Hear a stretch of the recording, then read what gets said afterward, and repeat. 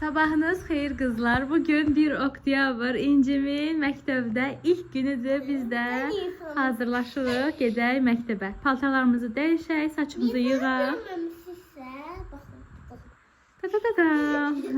Çantamızı yığmamışıq İnci. Gedək çantamızı da yığaq, ondan sonra sizinlə təzədən görüşəcəyik.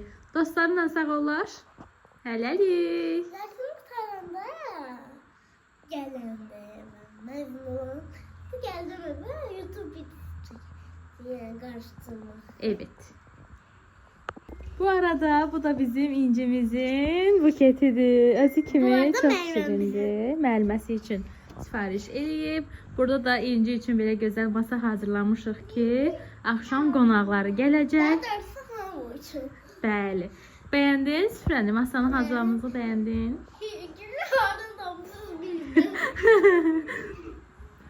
Hələlik sağollaşaq, gedək hazırlaşaq. Hələlik.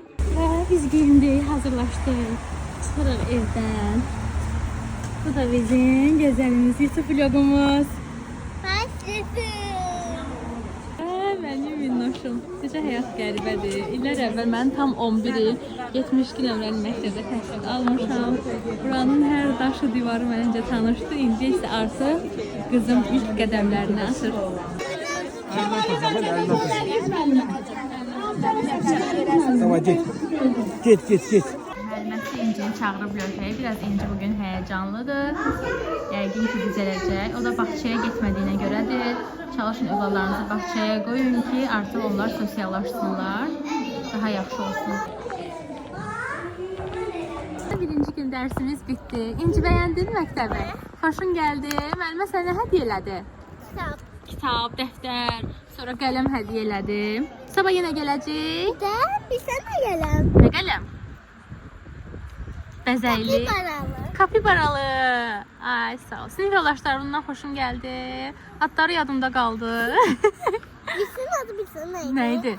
Ali.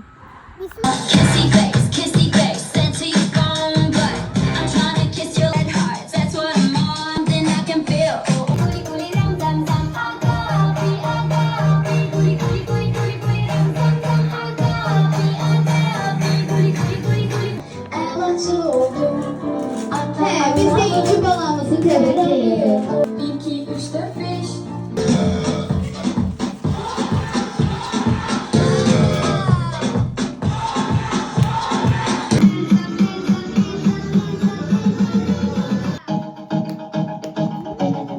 Sən də elə belə.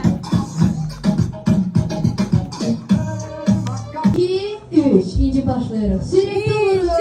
İnci. Bravo İnci.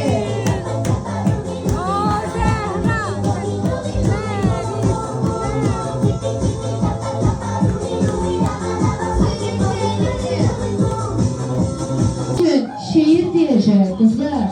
1, 2, 3. Sürekli vurun.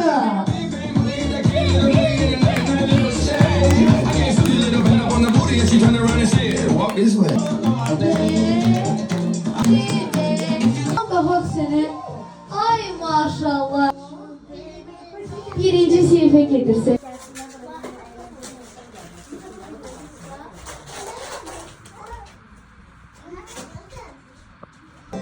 Он бежит, качает.